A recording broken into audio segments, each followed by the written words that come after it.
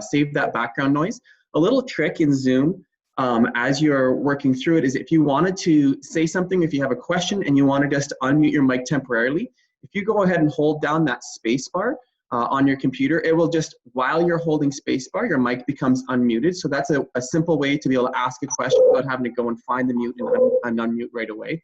It allows you just to quickly ask a question. As soon as you let go of space bar, the mute goes back on again. So that's one way that you can facilitate conversations.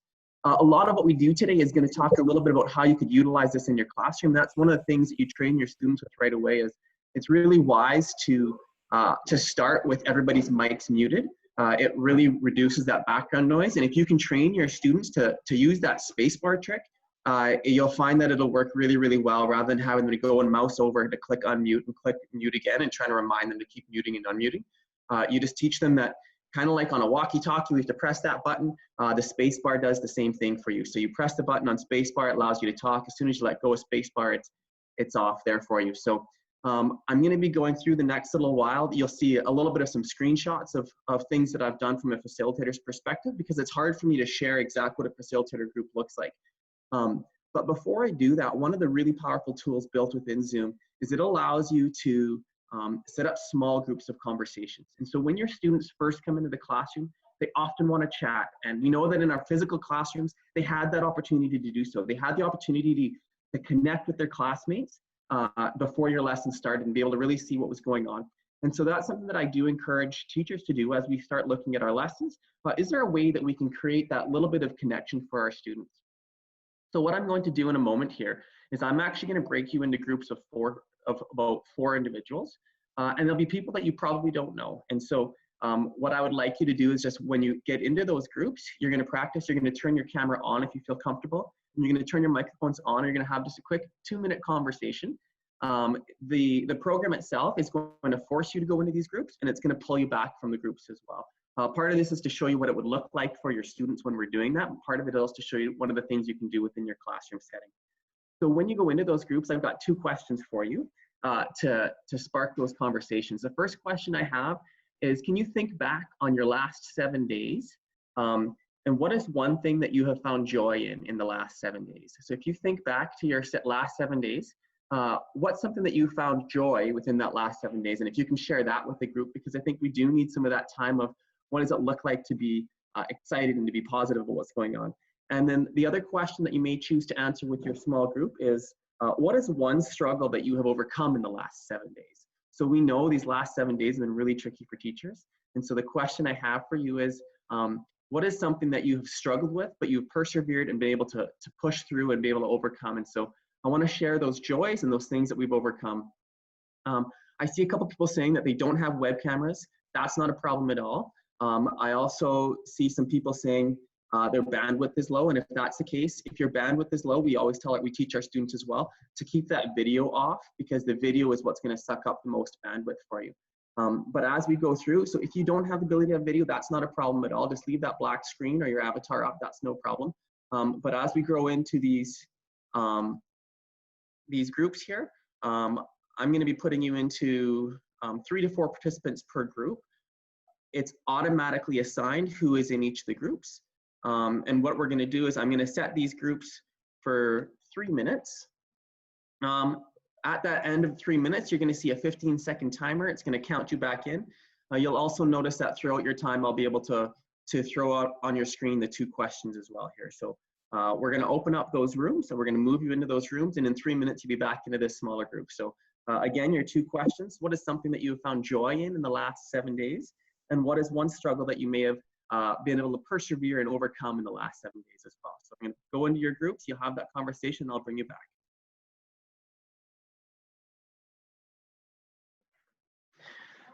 Okay, so welcome back, friends. I see that most of us are coming back from our rooms, and you've left your videos on. You're welcome to leave them on if you would like. You're welcome to also turn them back off if you would like. Whatever you would prefer in that manner is okay with me there. Again, I have muted all of your mics as you come back into the room so that we don't have this overwhelming feedback as we go through here. So one of the things that I'm going to go through is, what does it look like as we set up our room? as we have this opportunity to open up our classroom, one of the things I've noticed with my own kids that they started doing their own meetings is when they first get on, everybody's trying to talk and it's really hard to understand what's going on, but our kids are so excited to be able to use these platforms and be able to talk to each other. The idea of opening up a class with a breakout room is an opportunity that allows your kids to connect with one another first, right? And so it gives us that opportunity to connect with them and be able to move forward with what that looks like. So I will absolutely go through how to set up the breakout rooms because it's a really great feature in Zoom that many people don't actually know about. It is available to everybody in Zoom. There's a couple of features that I'm going to show today that are only available to people in Zoom who have a licensed version of that, but breakout rooms are available to anybody who has the ability to utilize Zoom. So that's where we are right there. If you take a look at your bottom menu bar, I'm going to go through some of the menus that are available within Zoom here. So what this looks like here is you have a number of menu bars that you can take a look at. I'm going to go through what those look like. One of the things that I teach students right away is I teach students to go to hit the Manage Participants button as well as the Chat button. And if you click those Manage Participants and the Chat button at the bottom, you're going to see some two menu bars that pop up on your right-hand side. The other thing that I teach students to do is if you scroll to your top or you mouse to the top right corner of your view, you're going to see something that says Speaker View or Gallery View.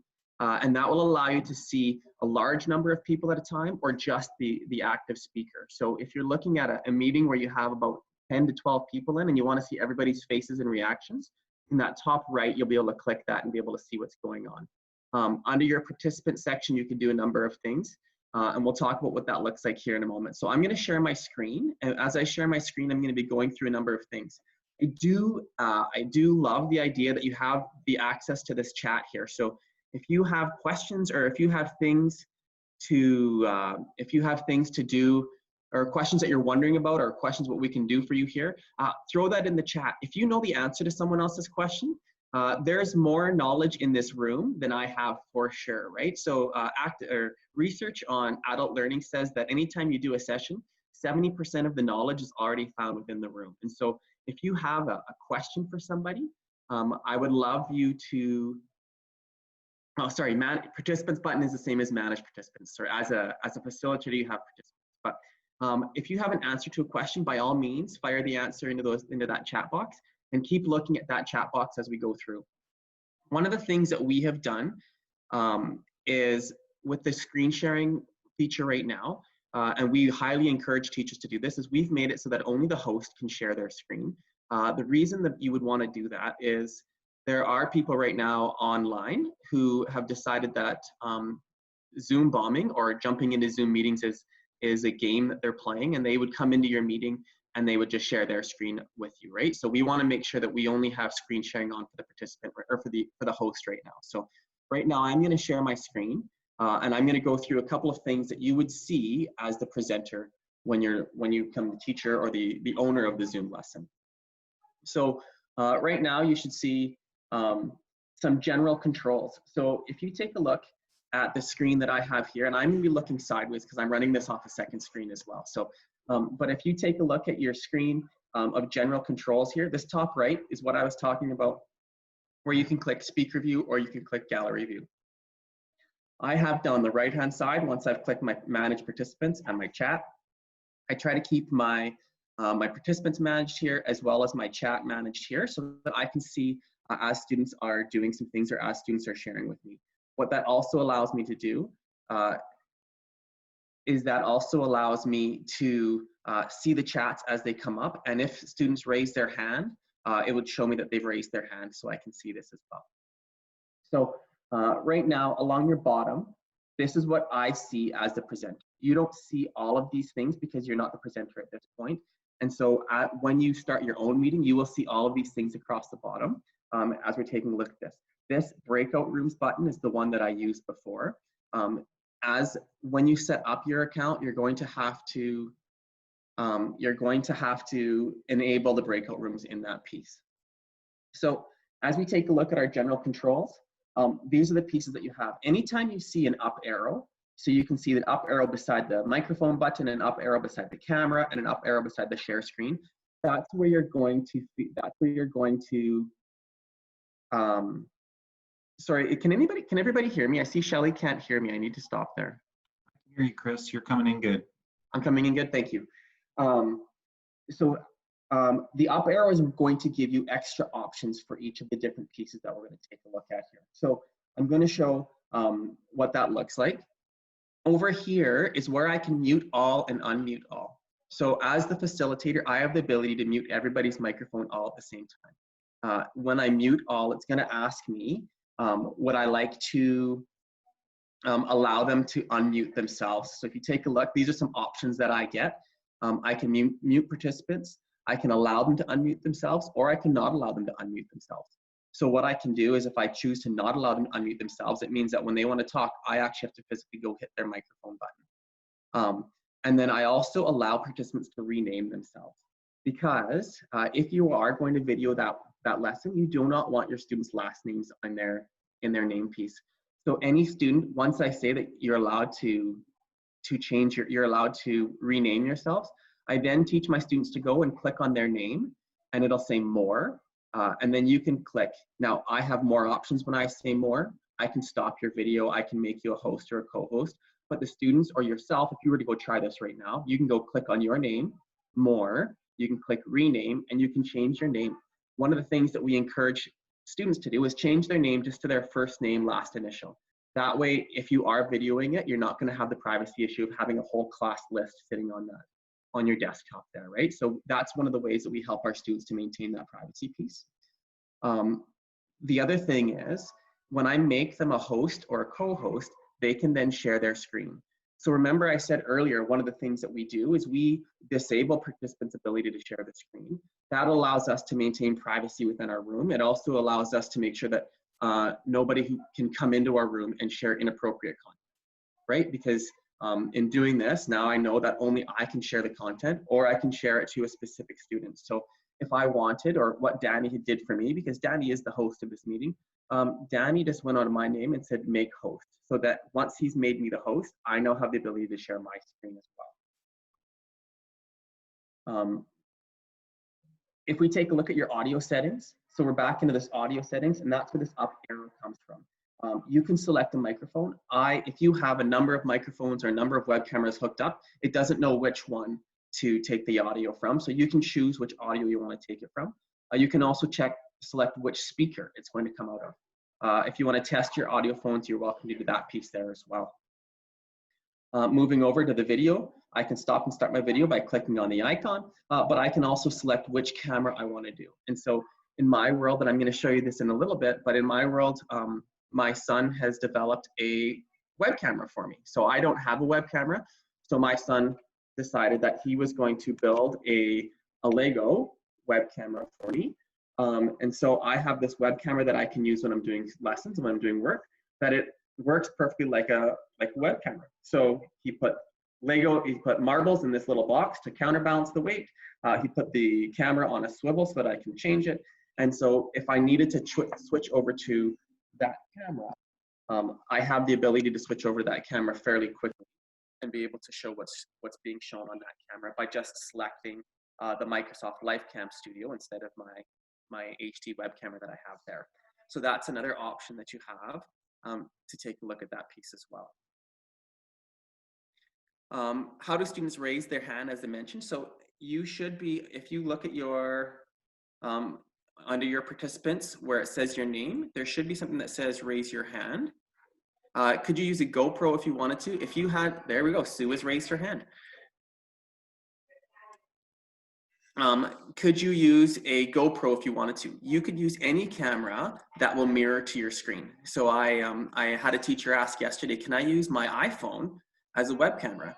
If you have Lego at home and you can build something to hold your iPhone, you can absolutely make it a web camera by mirroring your phone to your computer and then just using your camera from your phone. So there is definitely what you can do. Is there a difference between Mac and PC? In the controls, no, not really. So I've done this both with a PC, which is what I'm working on right now, and I'm also I have a Mac at home that I've led a session on as well, and they both look very, very similar. There is a difference in the look when you're looking at a iOS device. So if you're looking at an iPad or if you're looking at an Android tablet, the interface does look a little bit different. I always do say that if you're leading the meeting, it's best to lead it from a laptop or a desktop. You've got a bit more functionality and you can see more of the things at the same time. So that's what's happening over here when I take a look at my camera. In your video settings, I have some people I was working with yesterday got quite excited. You can go into your video settings and you can make it touch up your expression so it'll erase some of my wrinkles. And so I look a lot better on camera than I do in person right now. And that's what we had to do here. So in your video settings here, you can do a number of different things. If you just click your video settings, there's some interesting pieces that come up with that piece. Polls is the next one. And now polls is one that I have to let you know is a little bit different if you're using the free license. So right now, Zoom has made it so that you can do a free license. And as an educator in Canada, you can you can apply for that free license to have unlimited minutes on it. So right now, a free license is 40 minutes. But because our students aren't in, Zoom has made it free for educators in Canada to have a 24-hour limit on any one of their one group Zoom meetings. The one thing you do need to know is the free Zoom meetings don't have the polling feature built into it. So it has to be a licensed version of Zoom that has the polling feature built into it. So what I'm going to do right now is I'm going to actually come back off my screen share and I'm going to show you what a poll would look like. So I can right now, I have a poll preset. You can preset polls or you can make them on the spot as you're teaching. So I'm going to launch a poll. So you should very quickly here be seeing the question on your screen. What is your favorite flavor of ice cream? I see immediately all the numbers of people that are voting right now. So right now I've got 14 of 66 people voted. I can see right now that chocolate is definitely leading the way, which is unusual. Vanilla is usually the top choice, but chocolate is leading the way. I've got 36 of my 66 people. I can end the poll at any point or I can let it run. So I'm going to let it run for just about 2 or 3 more seconds. If you are using the web-based version, or if you are using an iPad that is not the latest operating system, so less than operating system OS 10, you actually won't be able to see the polls. And that's important to know as you're working with your students. So if your students are using older mobile devices, on most computers, or on all computers that I'm aware of, it should work. But on your mobile devices is where it struggles a little bit. So if you're using an older mobile device, you may not be able to see the poll. So I'm going to end the polling.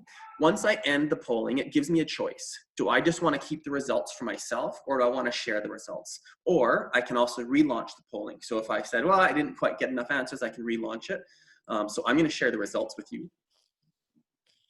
And right now you can see the results of our little poll. That chocolate is the favorite ice cream, closely followed behind by vanilla. So I can use this if I'm asking questions in my class. I can do this to just get some student engagement. When I start to see the head nods, I can start to try to bring them back with something like this as well, right? So I'm going to stop the sharing of those results. And I'm going to go back to my screen share so we can continue to take a look and see what we're going to continue to take a look and see what's going on with some of these options. So in the polling, what you saw and what I saw were different. So if you take a look at your screen right now, what you saw was what I would see right there. So it allows me to add a question right there. If I hadn't built a question yet, I can type out a question and ask it right there. If I'd already built questions, so here's my ice cream polling. I can choose which poll I want to launch at that point. It's good to know that any poll can have up to 10 questions in it.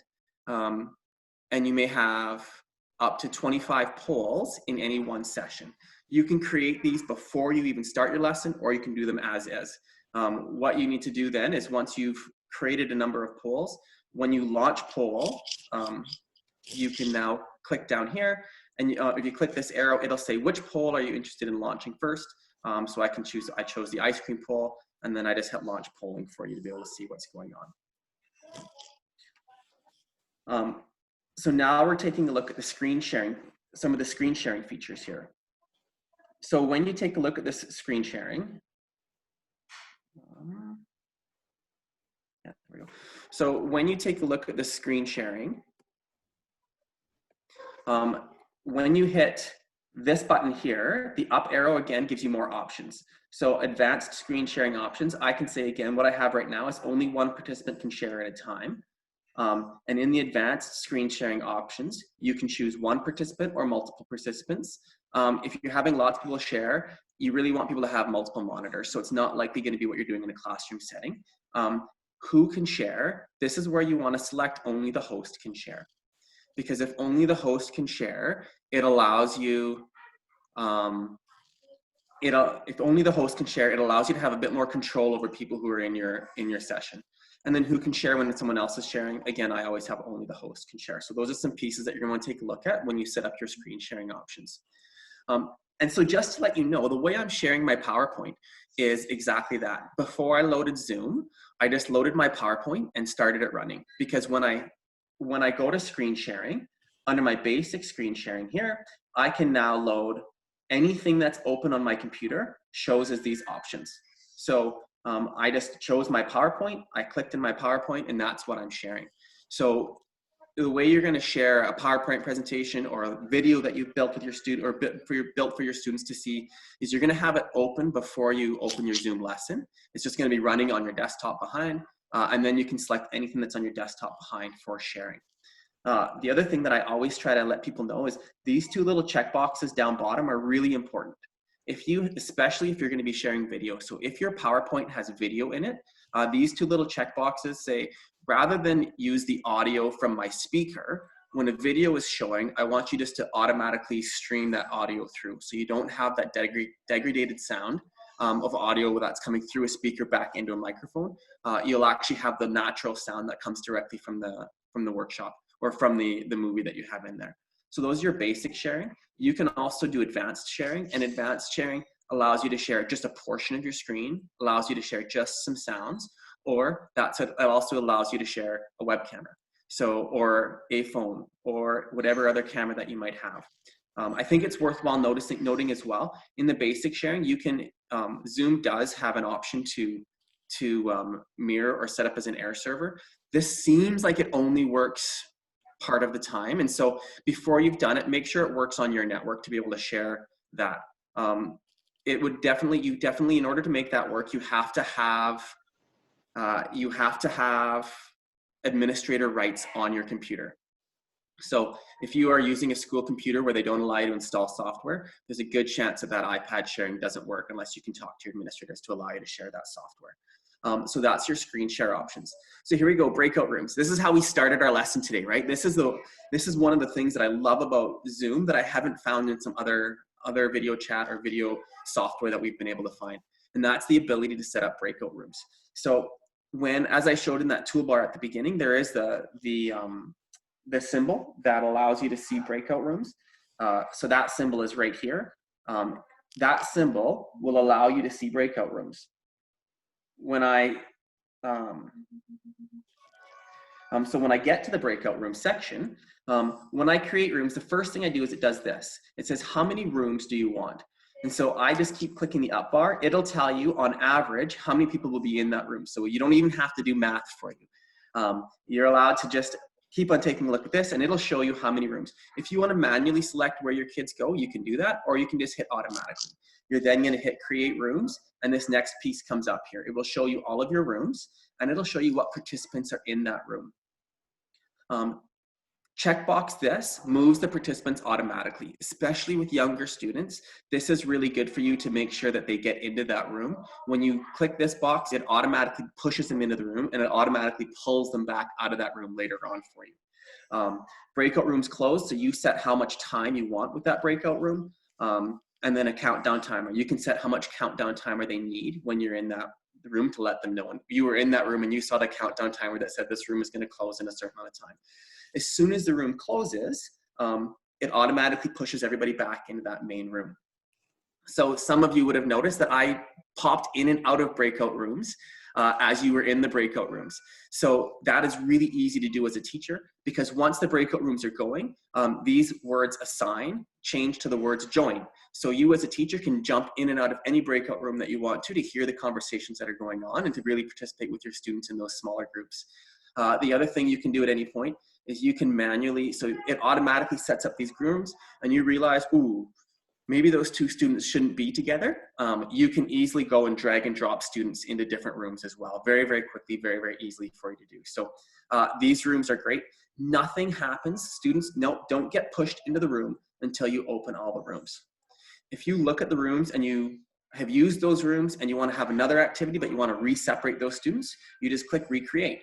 And recreate will remix up the students into different groupings so they can have a different partner to have those conversations with. The breakout room function is absolutely available on the free version of Zoom. You simply need to, yeah, it is available, but you need to initiate that within your account settings. So that's a really great point. Let's take a look and see what the meeting settings would look like when we're doing this. So I'm going to stop sharing my screen here in a moment. And what I'm going to do here is I'm going to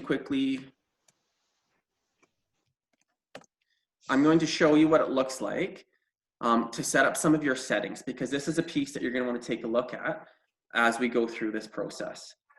So I'm going to now share my screen again, but I'm going to be sharing this time a live view of what this looks like. So here we go with our account settings. So you should be able to see my screen right now. And what it looks like right now is I am set up in this account. So if you haven't set up a Zoom account, it's going to be log in, sign in, or create a Zoom account. And before the end of the session here, we'll populate a link into the all chat that will show you how you can apply to Zoom for them to remove your 40-minute time limit on that. So once you've signed in, you'll have this box that says My Account. And under My Account, once you log into My Account, it's going to show you this banner on the left-hand side, or these menus on the left-hand side are what's important to you. So your meetings will show you any upcoming meetings that you might have. And then, so I can see any upcoming meetings that are going on that I've got set up for the upcoming, any foreseeable future. Under settings here, this is where you're going to set up your breakout rooms. So under this setting, this is how you're going to be able to have these breakout rooms set up. It's also how you're going to set up a number of different things.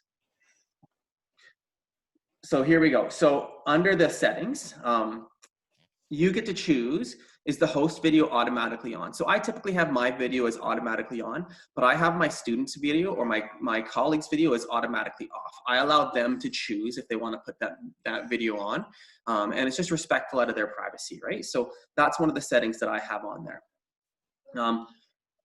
I typically allow participants to join before the host, so I would just turn that on. And what this allows them to do is get into the room a bit earlier and test their audio settings. You can choose to not allow that, but that would mean that they would have to wait until you're there before they can join that meeting. That's completely up to you, what that looks like. When you take a look at this, if you say only authenticated users can join your meetings, it means that people have to have a Zoom license to be able to join your meetings, or a Zoom account to be able to join your meetings. So typically speaking with our students, we keep that turned off, because then any of our students can join without having to set up an account for themselves. The other thing that I do for my students, and for what Danny and I do, is we embed the password meeting in the one-click join. What that means is if you have the link that's sent out, if you click on the link, the password is already built into there. You don't need to have another password for that. And that's another thing. We mute participants upon entry. That prevents the overage of the sound coming in and all of that feedback loop. Students can still unmute themselves, and that's how we teach them the spacebar trick as well, so once they're in there. We enable the chat. You enabling the chat, that's completely up to you. We've also enabled private chat, and that's up to you whether you want to do that with your students. If you take a look at your chat, under the two, where it says two, if you click that, there's an arrow that's down. You can actually choose to privately message anybody that's in the group right now. And the rest of us don't see that. That private message doesn't get recorded anywhere. It doesn't get logged anywhere afterwards. So you can have those back channel conversations with one-on-one with people. If you don't want that to happen within your classroom, you would here disable the private chat. And so if you disable the private chat, then it would only be able to, any message that went out would be to everybody, and you as a teacher would be able to see all of the conversations that are happening. So depending on the age level of students and depending on your comfort level, I'll leave that one up to you. File transfer, I leave this on. It's really quite nice. If you look in your chat, you'll also see a file button. As the facilitator of this meeting, if I had a PowerPoint, if I had a handout, if I had something that I wanted everybody to have access to, I could send them. Great question, Ken. As the moderator, I do not see the private chats. And the host and the moderator does not see the private chats. So the private chats are exactly that. They are private in between two people. So you want to really think that through if you're going to be doing that within your classroom setting. I typically don't have feedback enabled to Zoom. I enable a co-host, and by enabling co-host, it allows you to allow someone else to facilitate with you. It allows you to allow someone else to share their screen and those kind of things. This polling button, and I just realized this yesterday, this polling button is only available for those who have the paid account. So if you don't have a paid account, if you don't have a licensed account, you won't see this polling feature within it. Even if you have the free account that Zoom has expanded to allow you to have more time, you still won't see that polling. So that's just interesting to keep note of there. And then coming down to our screen sharing, the next piece, again, I always let just the host share, because as the host, I can let individuals share. I can assign Ken Hackstall to be the host, and then he could share. Danny Moss has assigned me to be the host right now, and so that's why I have the ability to share my screen. So only allowing the host to share gives you a lot more control over your meeting, and it's really, really highly recommended right now in this time, especially with the number of people who are trying to jump into Zoom meetings and just wreak havoc within those things. As we continue to scroll back, it's meeting advanced, and this is where you want to come down to allow your breakout rooms. So in your meeting advanced, allow the host to split participants into separate groups. Perfect, you turn that on. I also click this box saying I'm allowed to assign participants to breakout rooms when they're scheduling. And this gives me control. If I wanted to move Melissa Purcell into a different group, I had the ability to quickly move her into a different group by just clicking one button and choosing which other group I wanted to move her into. So as you're playing with that, it's really worthwhile. One of the things that I did when I was first learning this is I actually had my laptop set up and I had a tablet set up with with one of my kids' stuffies, and I had another computer with another kid's stuffy, and I just played with it a little bit on my own. And the stuffies were my participants, and I was assigning them into groups and playing back and forth.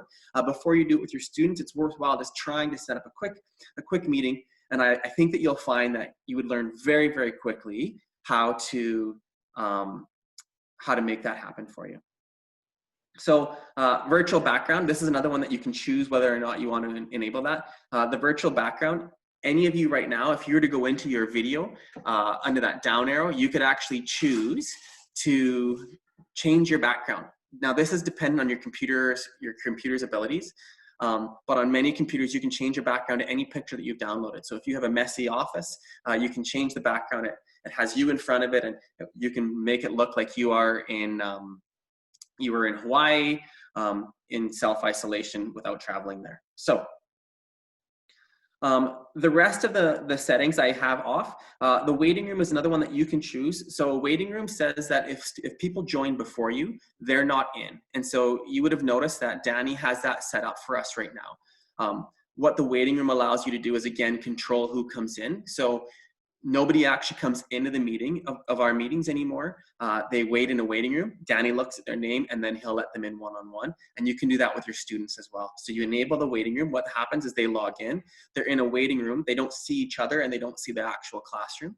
Then you can just confirm that, yes, this is actually a student, and you can click, click, click, click, and put them in there already.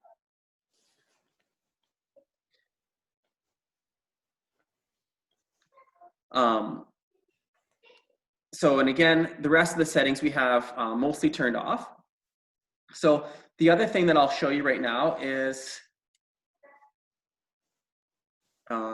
if I scroll back up to the top, maybe, I have my schedule, or I have my personal here, so I can go into scheduling a meeting. So in a meeting here, under schedule a meeting, you're going to see upcoming meetings, previous meetings, personal meeting room. When you click schedule a new meeting, you can give it a title. So I can schedule a new math class. If you want a description, you can do that. The other thing I really like is you can schedule it as a recurring meeting. And that recurring meeting will then say every Monday at a certain time, I have this meeting scheduled, and I can make that happen there for you. The meeting ID, one of the things that I always, I work with teachers and I say, let it generate it automatically. Because when you sign up for Zoom, you get your own personal meeting ID. If you get your own personal meeting ID, think of this as your office. It's always open. If you start sharing that personal meeting ID with a lot of different people, you will then be able to, if you share, people will be able to come into your meeting at any point. If you generate a meeting automatically, it will create a unique ID for each of those meetings, which works quite a bit there.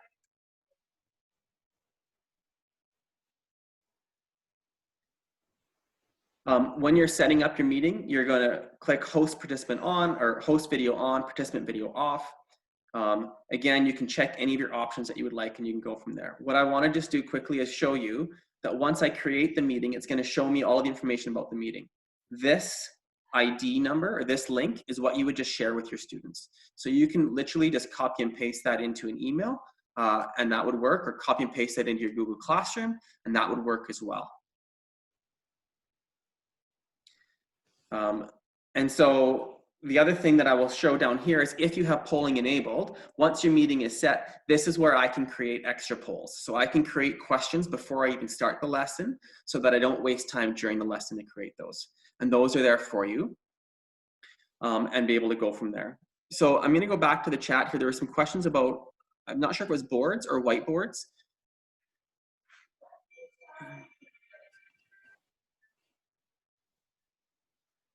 Sorry. So if there's a question about whiteboards and being able to annotate things, one of the things that we do is when you're sharing your screen, you can choose to share a whiteboard instead. So if I were to share my screen, one of the advanced features is I can share a whiteboard. And right now you'll see a whiteboard, and anybody in the room right now can annotate on my whiteboard. So on my whiteboard, this is just as part of the sharing feature. So rather than sharing my screen, I've shared a whiteboard. And if you'd like to draw something on the whiteboard, you're more than welcome to be able to do so. This is where having a device that has pressure sensitive or a pen is advantageous for sure. What I've done in this case is I have a tablet that has a screen. I have a tablet that has a pen with it. And what I do with that is I connect that as a co-host, and then I share that screen. So I can actually do a lesson very quickly by connecting my tablet as a co-host and being able to go from there.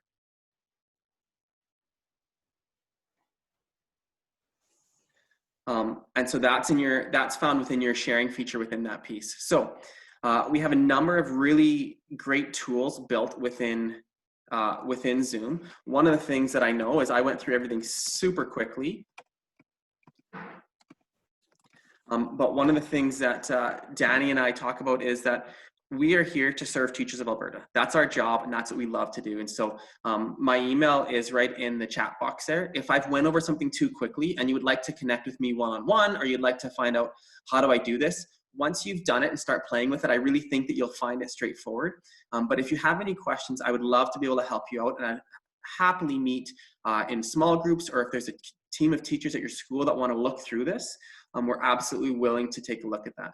One of the things that it's worthwhile noting is there are some divisions in the province who have told their who have informed their staff that they're not allowed to be using Zoom. So if you're going to be using any platform, you need to make sure that it fits within your division's policies and your division's directives. So it's worthwhile double checking on that before you start utilizing something. But if there's ways that we can assist you, the ways that we can help you out with anything, I would definitely suggest that you take a look and see, first of all, what your division is doing, and then second of all, connect with Danny or myself or anyone at the ATA in our professional development team. We'd love to be able to support and see what does this look like and how do we help teachers in this trying time, because we are here to walk beside you and do whatever it is to support you in any way that we can.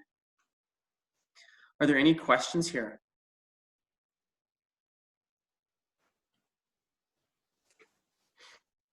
If you have questions, you don't have to type them in. You can press your space bar and that would give you your mic access right away as well if you'd like. Questions come in, Chris, about how do we show the gallery view? Sure. So I'll go back to my screen share. I think that might be the easiest way to show that piece.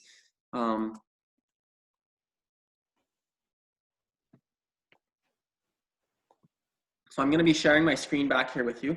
Under General Controls, in the top right corner here, there is this icon that says Speaker View. If you're in Gallery View, it says Speaker View. I apologize. If you're in Active Speaker View, it will actually say Gallery View. So if you click this button right here, it will bounce back and forth depending on which one you're in to allow you to see the other views that you're looking for.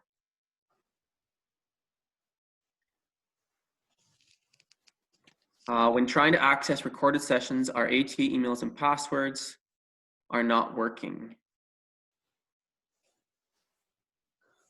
Danny, do you want to address that? I'm not exactly sure I know what the question is asking. That is interesting. I've not put any restrictions on viewing those. So if there is a recorded session, you aren't needing to log in anywhere. I have them on a document. I have them stored in my OneDrive with anyone with the link can view. So if you want to fire me an email. Can you put your email in the chat there? Yeah, I'm just doing that as we speak. Good call. Thank you. Appreciate it. Yeah, it's no having us problem. log in and it's not working, and I don't know why Really? it's doing that. So most people in my building yesterday weren't able to see recorded sessions on Screencastify. So. Okay, well, let me just give you a link to that Google Doc. And Chris, Thank you. would you be willing to let me share the screen at whatever point you're finished? And I can, if you want to just stick around. Sure. But yeah. you I will keep stick going around, ahead. Danny. I will make you. Oh no! So as co-host, you can still share your screen. Is that correct? Yeah, but did you want to do anything else before I did that? If there's no more questions, I can just answer as people are asking. If you want to share your screen, we can bounce back and forth fairly easily. Sure. So here is my screen, and here is the Google Doc where we have a listing of these sessions on. You should have no problems. This document is open, so let me just open an incognito window. In other words, I'm not signed into anything. So I'm going to Control-Shift-N. So this document, I'm not signed into anything, Google, Microsoft, ATA, nothing. You should be able to just click that link on those recorded videos and it should just show up. So if I have, if there's a particular video that there's an example of one, so there should be no restrictions at all on any of these videos. So if that is the case, let's just work through that together and we'll figure out why. And if there's a particular recording you want to see, let me know, because I've just put them on, I've just put them in my ATA OneDrive, and I've taken away the restrictions for only specific people viewing and made it available for anybody to view with that link. Perfect. Thank you. You're welcome.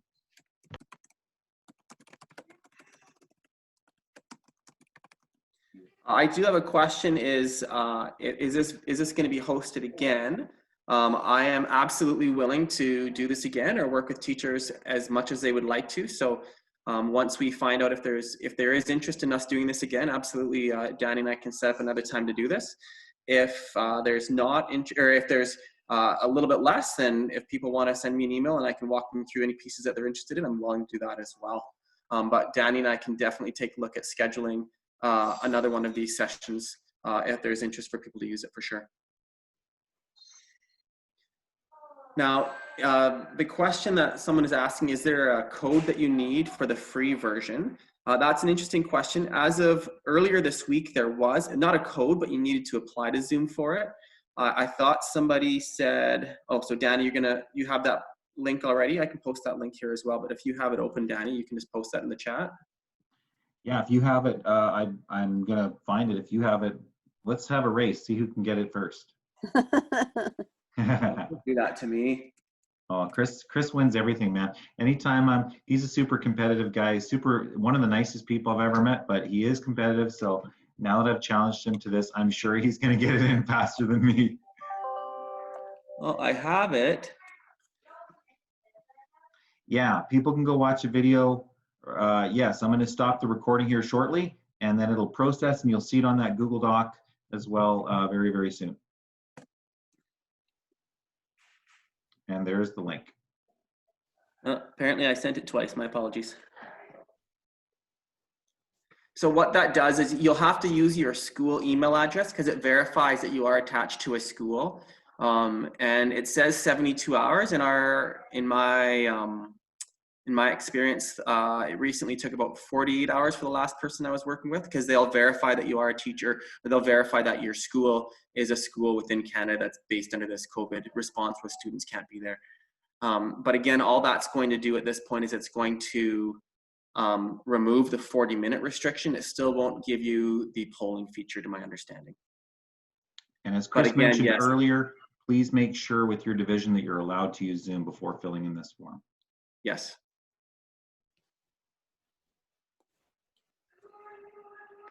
Any other questions? Any other way that we can support? I have a question. I am working for a board where they would have not given us permission yet to use Zoom with our students, but I work with the preschool intervention program, and the therapists I work with are only allowed to use Zoom with their college. What are your thoughts about the legalities I'm about to wade in if we set up Zoom sessions for one-on-one or small groups?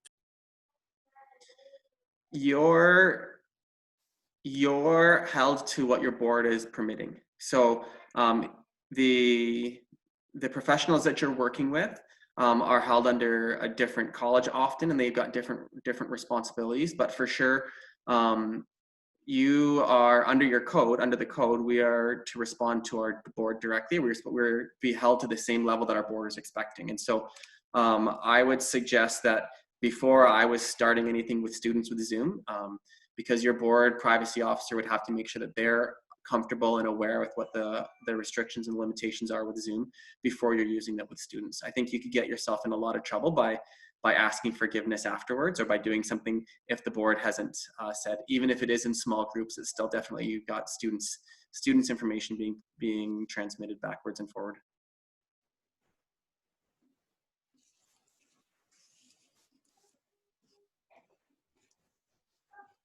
Any other questions?